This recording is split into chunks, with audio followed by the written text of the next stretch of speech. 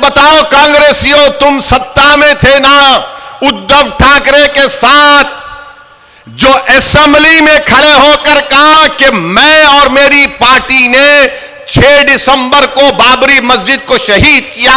अगर कोई गयूर मुसलमान इस मजमे में बैठा है तो उसको इस बात जब सुन रहा है तो उसको तकलीफ होगी कि वो मुख्यमंत्री असेंबली में उठकर कहता है कांग्रेस उसकी वजीर है, राष्ट्रवादी उसके वजीर है, और कहता है कि हमारी पार्टी ने बाबरी मस्जिद को शहीद किया।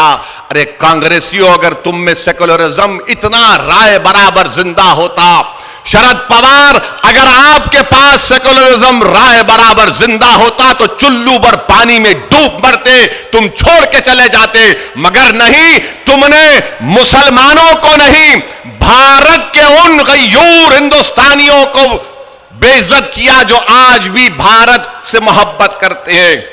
सत्ता में बैठा है चीफ मिनिस्टर, कहता है कि मैंने बाबरी मस्जिद को शहीद किया हमारी पार्टी ने।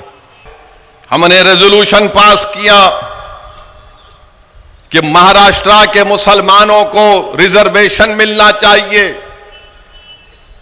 यहां पर उद्धव ठाकरे चीफ मिनिस्टर थे, 100 साल पुरानी बूढ़ी कांग्रेस भी थी उसमें,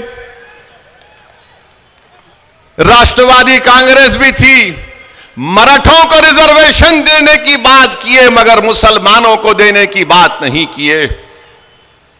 और फिर बोलते कि ओवैसी वोट काटने के लिए आया है। अरे बताओ कांग्रेसियों, तुम सत्ता में थे ना उद्धव ठाकरे के साथ, जो असेंबली में खड़े होकर कहा कि मैं और मेरी पार्टी ने 6 दिसंबर को बाबरी मस्जिद को शहीद किया। अगर कोई गयूर मुसलमान इस मजमे में बैठा है तो उसको इस बात जब सुन रहा है तो उसको तकलीफ होगी कि वो मुख्यमंत्री असेंबली में उठकर कहता है कांग्रेस उसकी वजीर है, राष्ट्रवादी उसके वजीर है, और कहता है कि हमारी पार्टी ने बाबरी मस्जिद को शहीद किया।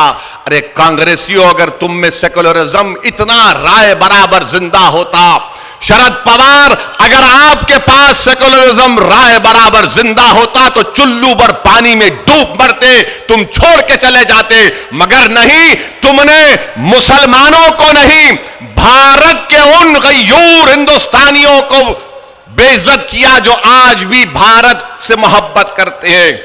सत्ता में बैठा है चीफ मिनिस्टर, कहता है कि मैंने बाबरी मस्जिद को शहीद किया हमारी पार्टी ने। और लोग बोलते हैं शिवसेना अब सेकुलर हो गई है। अच्छा, कैसे सेकुलर हुई है भैया बताओ? ये सेकुलरिज्म का सर्टिफिकेट बांटने वाले, ये लाला की दुकान पर बैठकर सर्टिफिकेट बांटने वाले, जब कोई कहता है कि मैं और मेरी पार्टी ने बाबरी मस्जिद को शहीद किया, वो सेक्युलर हो गया है।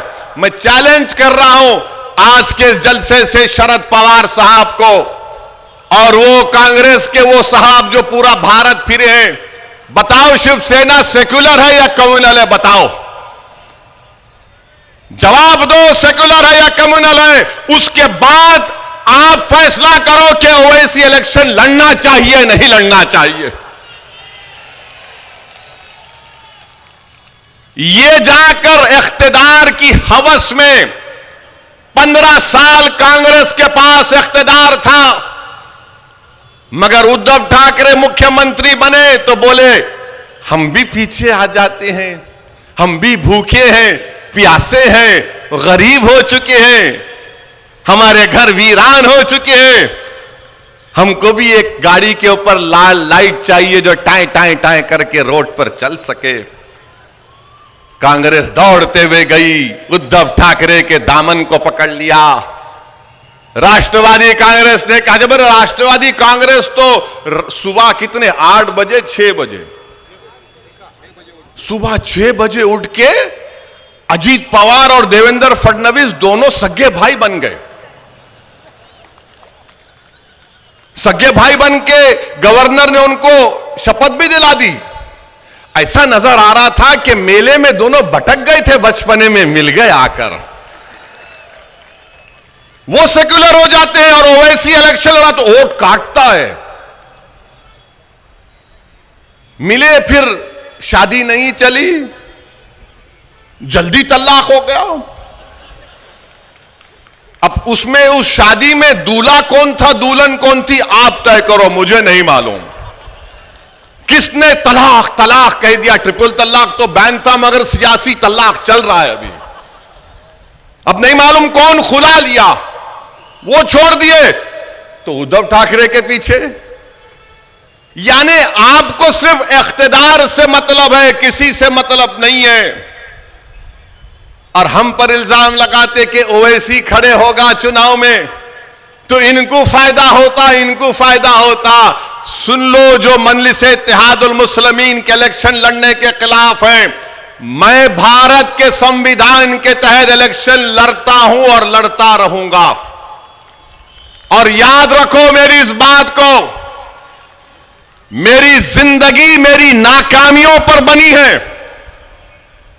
मैं यहां तक पहुंचा हूं तो अपनी नाकामियों की वजह से पहुंचा हूं, कामयाबियों की वजह से नहीं पहुंचा हूं।